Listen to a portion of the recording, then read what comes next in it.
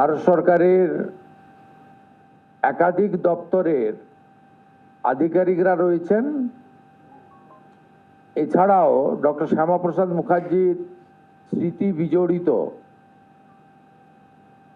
নানা প্রতিষ্ঠান, তাদের প্রতিনিধি এবং ওনাকে নিয়ে যারা ভেবেছেন, লিখেছেন,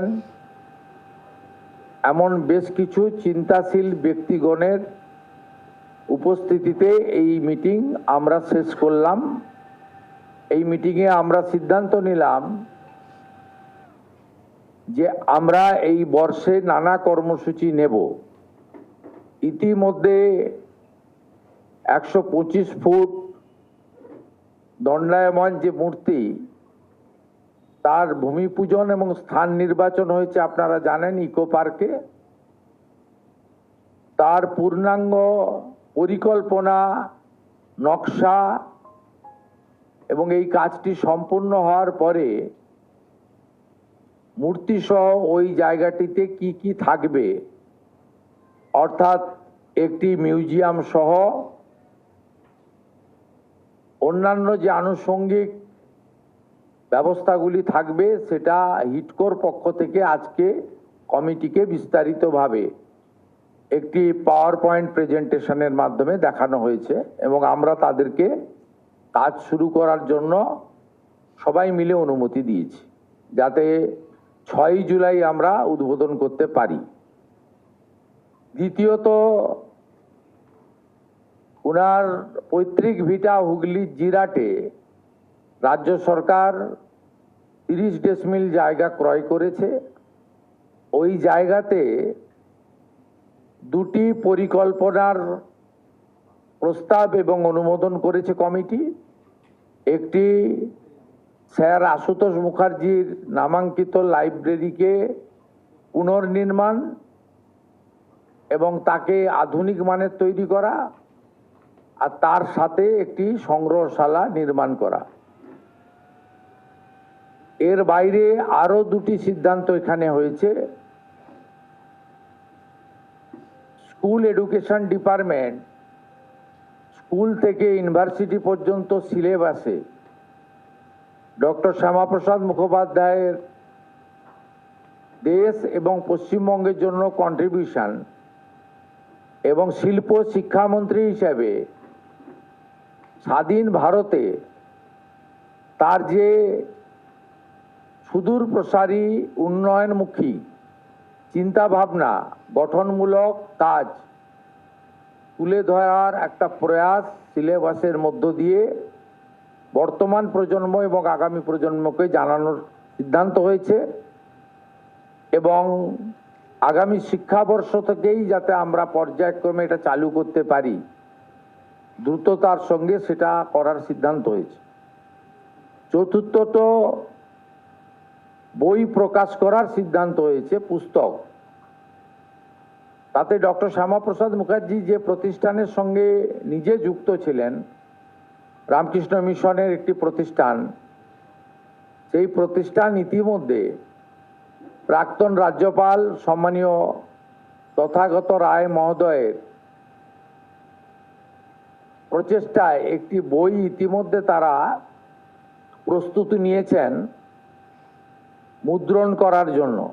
আমরা তাদের অনুরোধ করেছি ওই বইটি কমিটির পক্ষ থেকে আমরা মুদ্রিত করতে চাই, প্রকাশিত করতে চাই তাদের সাথে নিয়ে। এই বিষয়ে তারা কয়েকদিনের মধ্যে আমাদেরকে তাদের মতামত জানাবেন, আমরা তার অপেক্ষায় থাকলাম। এর বাইরেও আমরা এই বর্ষে একটি পূর্ণাঙ্গ পুস্তিকা প্রকাশের জন্য কমিটি তৈরি করার সিদ্ধান্ত নিয়েছি।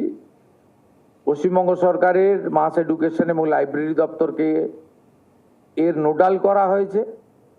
সদস্যদের মধ্য থেকে যারা ইচ্ছুক তারা প্রতিনিধিত্ব করবেন এবং আমরা এই বর্ষে একটি পূর্ণাঙ্গ পুস্তক বাংলা এবং ইংরেজিতে প্রকাশ করার সিদ্ধান্ত নিয়েছি।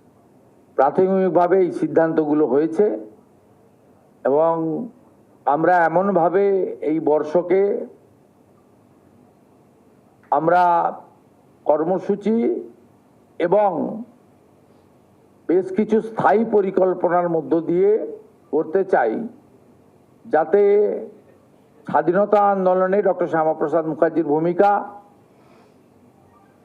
পশ্চিমবঙ্গ সৃষ্টি করার ক্ষেত্রে ডক্টর শ্যামাপ্রসাদ মুখার্জির ভূমিকা, পরবর্তীকালে শিল্প শিক্ষামন্ত্রী হিসেবে তার ভূমিকা এবং কাশ্মীরের ক্ষেত্রে তার যে উল্লেখযোগ্য ভূমিকা, পরবর্তীকালে তার যে আত্মবলিদান এবং কেন আজও তার চিন্তাভাবনা প্রাসঙ্গিক, নতুন প্রজন্মের কাছে দেশপ্রেম, জাতীয়তাবাদ, রাষ্ট্র সর্বোপরি, এক ভারত শ্রেষ্ঠ ভারত এবং 2047 মাননীয় প্রধানমন্ত্রীর নেতৃত্বে বিকশিত ভারতে ডক্টর শ্যামাপ্রসাদ মুখার্জির ভাবনার প্রকাশ ঘটুক, এটাই আমাদের এই বর্ষের মূল